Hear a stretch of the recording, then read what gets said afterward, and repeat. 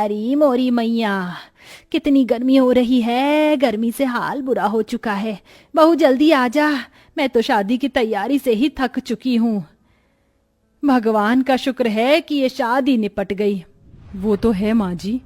ये कहकर रचना कलश के चावल गिराकर घर के अंदर आती है। अरे अंतरा, अब तो तेरी बहू आ गई है। अब तो तेरी बहू के हाथ से खाना खा पी कर जाएंगे। अरे जरा हम भी तो देखे बहू कितना अच्छा खाना बनाती है। क्यों कश्मीरा? अरे हाँ हाँ बहू, मुझे बहुत गर्मी लग रही है। मुझे क्या, सबको ही लग रही होगी। गर्मी जो इतनी पड़ रही है, तो जा सबके लिए ठंडा ठंडा शरबत बना कर लिया। जी बुआ जी। और सुनो, तुम शहर में नहीं गांव में हो, तो यहाँ पर तुम्हें घूंघट में रहना पड़ेगा। जी बुआ जी। अरे पर बहू देखेगी कैसे? उसने इतना मोटा और भारी लहंगा पहन रखा है, कपड़े तो बदलने देते। ओहो, जब तक बहू कपड़े बदल कर आएगी हम तो पसीने में तर हो जाएंगे। इससे पहले बहू तू कुछ शरबत लिया। जी लाई।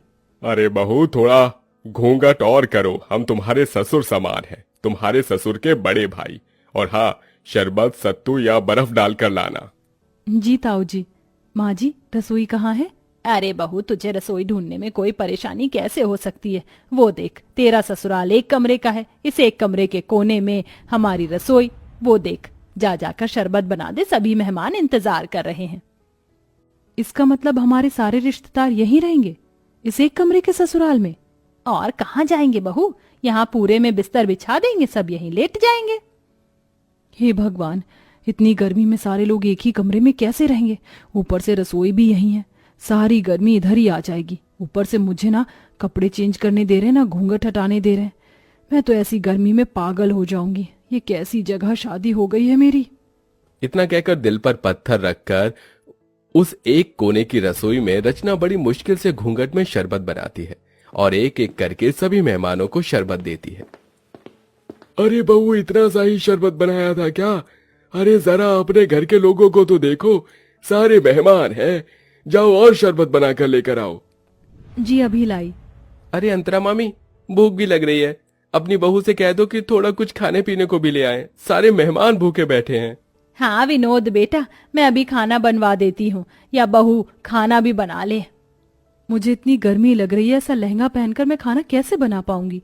और यहाँ तो कोई कमरा भी नहीं है जहाँ मैं चेंज कर पाऊं। इसीलिए तुझे मना कर रही हूँ, अभी सबको खाना दे दे, शांत होकर बैठ जाएंगे, तो तू अपने बाकी के काम निपटा लेना। जी माँ जी। बड़ी मुश्किल से रचना खाना बनाने के लिए लहंगे में बैठ पाती है। पूरी सब्जी बनाते बनाते उसे पसीने आने लगते हैं। हे भगवान, मैं तो थक गई। पता नहीं कैसे लोग हैं जो इस एक कमरे के ससुराल को समझ रखा है। और नहीं, बहू इन्हें नौकरानी लग रही है। आते ही नई बहू से कोई काम करवाता है क्या? अरे बहू, मेरे भतीजे का भूख से हाल बेहाल हो रहा है, जरा जल्दी खाना बना। बस माँ जी, पूरी प्लेट में लगा रही हूँ। मुझे क्या रोबोट समझ रखा है? एक तो इतनी गर्मी लग रही है, पंखे की भी हवा नहीं आ रही इस कोने में। रचना प्लेट लगाकर सबको खाना देती है। खत्म हो जाने पर बैठने आती है कि लहंगे की वजह से उसका पैर फिसल जाता है और माधव उसे संभाल लेता है। रचना, तुम ठीक तो हो ना? आप तो रहने दीजिए, आपको मेरी कोई फिक्र नहीं है। अगर फिक्र होती तो पूछते कि इतने लंबे से घूंघट में, भारी से लहंगे में मैं कैसे बार बार सबको खाना परोस रही हूँ। ये मैं ही जानती हूँ। आपको क्या है, अपना सहरा शेरवानी उतार कर बैठ गए हैं 4 जनों में खी खी खी खी करने। अरे रचना, ऐसी कोई बात नहीं है, मैं माँ से बात करता हूँ। अरे बेटा, यहाँ बहू के साथ क्या कर रहा है? हमारे साथ भी आजा, बैठ जा। और बहू, राजन विनोद की प्लेट खाली है, जाओ उन्हें सब्जी पूरी दे दे। जी जी अभी। और तुम तो छोड़ो मेरा हाथ।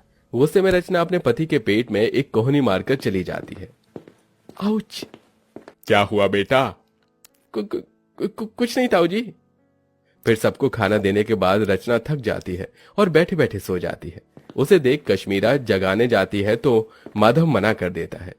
बुआ जी, उसे उठाइएगा मत, बेचारी गृह प्रवेश के बाद से ही सबको खाना दे रही है, एक पल के लिए भी बैठी नहीं है। और देखिए कितना पसीना आ रहा है, उसे लहंगा भी नहीं उतारने दिया आप सबने, थोड़ा तो रहम कीजिए। ओहो, देख रही है, तेरा बेटा अभी से ही बहू के पक्ष में हो गया। चलो अच्छी बात है, हम कौन से तुम्हारी पत्नी को परेशान कर रहे हैं, सोने दो। माधव पास के बिस्तर पर उसे सुला देता है और एक पर्दा डाल देता है, जिससे सारे बड़े बुजुर्ग रिश्तेदार उसे ना देखें। ऐसे ही शाम हो जाती है। रचना अपने कपड़े बदलकर आराम से बैठी थी कि मौसिया सास सुधा उसके पास आती है। अरे बहू, तुझे कितनी बार बताऊं घूंघट करके रख, तेरे किसी भी सास ससुर ने देख लिया तुझे तो गजब हो जाएगा। नई बहू को पर्दे में ही रहना चाहिए, समझी? अब जा जाकर चाय बना। मैं चाय तो बना दूंगी, पर मैं तो पहले इस तरफ बैठी हूं ना, मुझे कोई भी नहीं देख सकता, तो थोड़ी देर घूंघट ऊपर कर लूंगी तो क्या हो जाएगा। मुझे भी गर्मी लग रही है, और ऐसा तो है नहीं किसी ने मेरी शक्ल नहीं देखी, सबने शादी में मुझे देखा है। देख ले अंतरा, देख ले तेरी बहू कैसे अभी से ही जबान लड़ा रही है। अरे मैं तो मौसी हूं, मुझे इस बात का बुरा नहीं लगेगा, लेकिन कोई और होता तो तौबा तौबा तौबा। छोड़ ना सुधा, ऐसी बात नहीं करते, जा सबके लिए चाय नाश्ता लेकर आ। ये बोलते ही रचना घूंघट करके फिर से गर्मी में सबके लिए चाय बनाती है। अब इतने सारे मेहमान थे, हर कोई थोड़ी थोड़ी देर बाद अपने खाने पीने की फरमाइश कर रहा था। ऊपर से हल्की साड़ी पहनने पर विनोद कहता है, देखो रचना, मैं तुम्हारे जेठ की तरह हूँ और अभी तुम्हारी नई शादी हुई है, इसलिए बता रहा हूँ इतनी हल्की साड़ी मत पहनो। जो नई नवेली दुल्हन हो तो थोड़ी भारी साड़ी पहनो। भाई साहब, गर्मी लग रही है इसलिए मैंने थोड़ी हल्की साड़ी पहनाई है। कोई बात नहीं, थोड़ा बर्दाश्त करो और अपने हाथ के पकौड़े भी बनाकर खिला दो। फिर कहाँ मैं बार बार आने बैठ रहा हूँ, मुझे तो आगरा ही चले जाना है। अब मेरा भेजा फ्राई हो रहा है, शादी करके पछता रही हूँ। इससे पहले ही बढ़िया थी मैं जब जीन्स टॉप पहनकर विदाउट कोई घूंघट के इधर उधर रहती थी, पर इन बड़े लोगों ने तो मेरा जीना हराम कर दिया। ऊपर से इतना छोटा ससुराल है, हर जगह कोई ना कोई बैठा है। सच में कमरे के ससुराल को होटल समझ लिया है, जाने का नाम ही नहीं ले रहे। जब से आए बहू ये, जब से आए बहू वो। जी भाई साहब, लाई अभी पकौड़े। इतना कहकर रचना फिर से चूल्हा जलाकर गर्मी में बैठकर पकौड़े बनाती है। उस चूल्हे का धुआं और गर्माई सीधे रचना के मुंह पर लग रही थी। बस अब मुझे और नहीं होगा, मैं पागल हो जाऊंगी इस गर्मी में, थोड़ी देर बाहर चली जाती हूँ। पकौड़े उतार कर वो थोड़ा बाहर जाकर हवा लेते हैं। भले ही बाहर गर्मी सही, लेकिन उतनी भभक तो नहीं है जितना अंदर एक कमरे में है।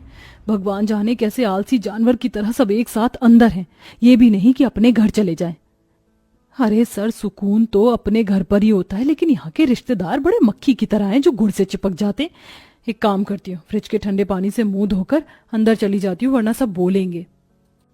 फिर रचना ठंडे पानी से मुंह धोकर फिर सबके काम करने लगती है।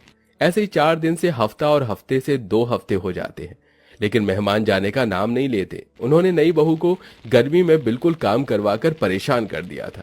ऐसे में रचना की हालत बहुत खराब हो जाती है, क्योंकि वो बेचारी खुद भी खा पी नहीं पाती है। पति से अपनी परेशानी बताती है, लेकिन वो नजरअंदाज कर देता है।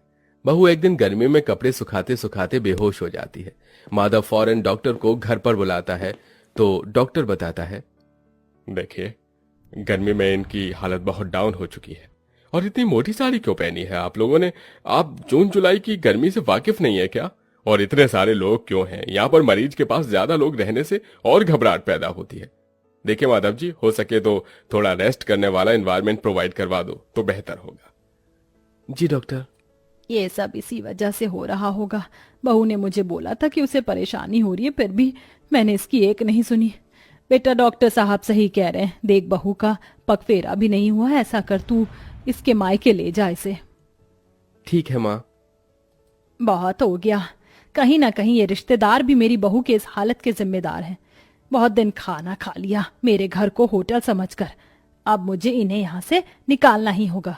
सुनिए, आप सब थोड़ा बाहर जा सकते हैं? जो डॉक्टर साहब ने बोला है उसी के लिए बोला है मैंने।